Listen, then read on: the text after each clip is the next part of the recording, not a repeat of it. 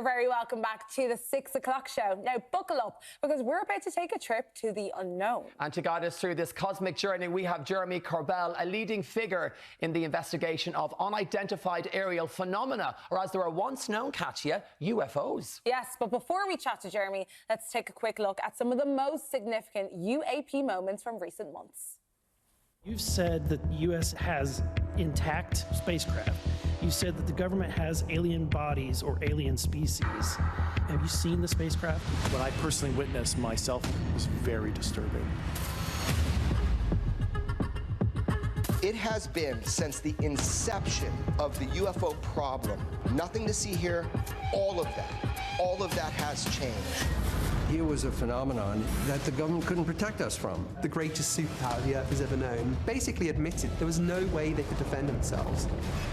I don't trust the U.S. government, and I'm a United States congressman. They told me that I'd kicked a hornet's nest, and I needed to get some bodies around me. This information is the most deeply held secrets in the entire government, and that includes the President of the United States. Do not talk about these things, or things will not go well for you. This is like the mafia. Have anyone been murdered? I have to be careful asking that question. A little bit there from the recent TMZ documentary series on UFOs featuring our guest tonight, Jeremy Corbell. You're very welcome to the 6 o'clock show, Jeremy. Yes, give it up for Jeremy. Thanks for having me, guys. Greetings. You're in LA. Is it sunny? It's always sunny in Los Angeles. It is. It's a silly question, actually. Now, you've been causing, Jeremy, another stir online with new military-leaked UAP footage.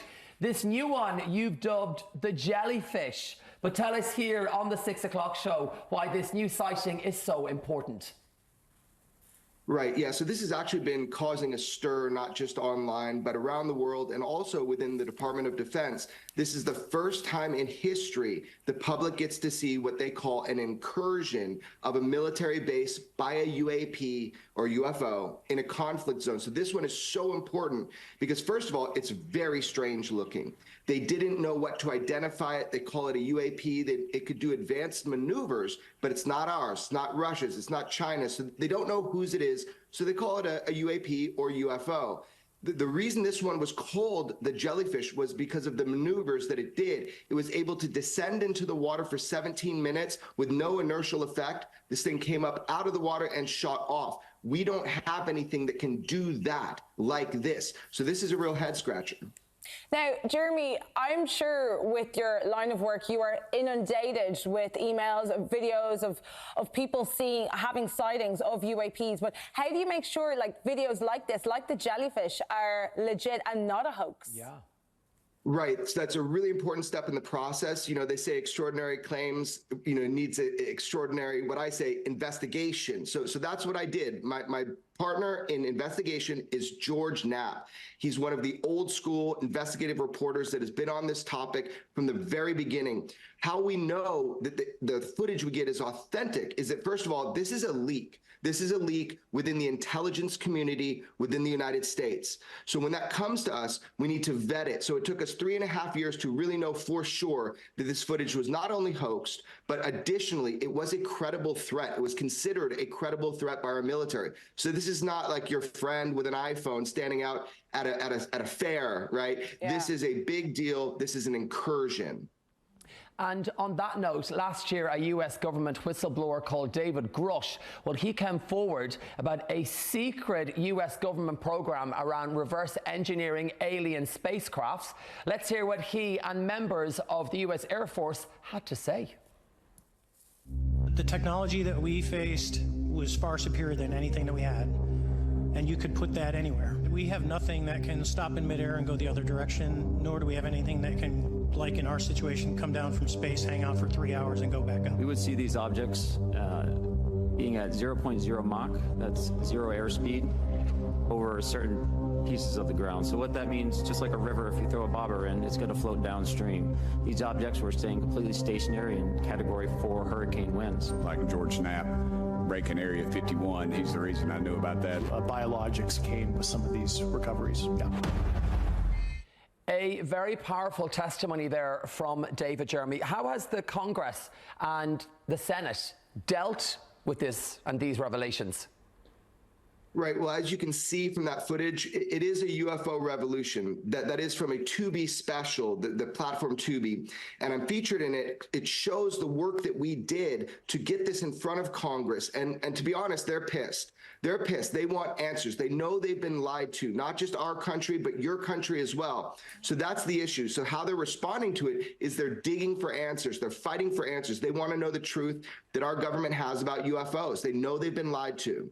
Now, I'm sure there are many other testimonies out there. I'd like to get your personal opinion on this, Jeremy. Do you think David Grush's public stance on UAPs has encouraged other whistleblowers to come forward?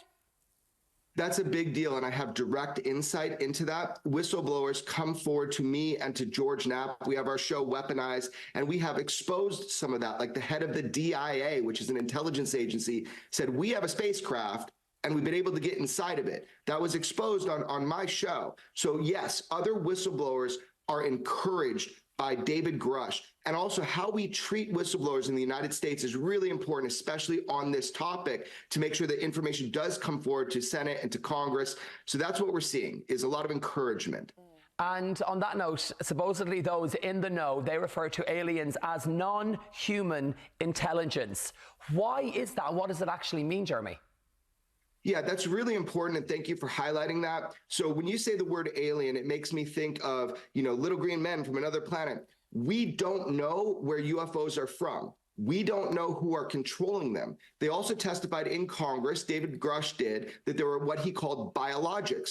So when you say non-human intelligence, you're just not making an assumption that you understand the origin of where this other intelligence is from. But we know it's not non-human.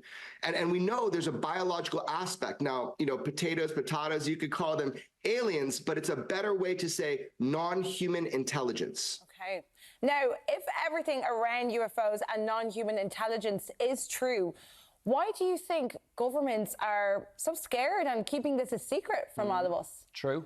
Yeah, governments are not scared about this. What they want is a technological advantage. When we get a crash or a crash retrieval program, they're trying to reverse engineer or exploit derivative technologies. They're trying to see what we can do to get an edge in combat and warfare. It's national security. I understand that. UFOs are considered higher than weapons of mass destruction because of the propulsion systems. So look, bottom line is our governments are trying to do their best usually, but what they're trying to do is get an advantage because everybody knows this is real within government who has ever dealt with this. And they know that it's something that we can learn from, but they're not going to go around screaming that this is real and destigmatizing it until we know what's going on.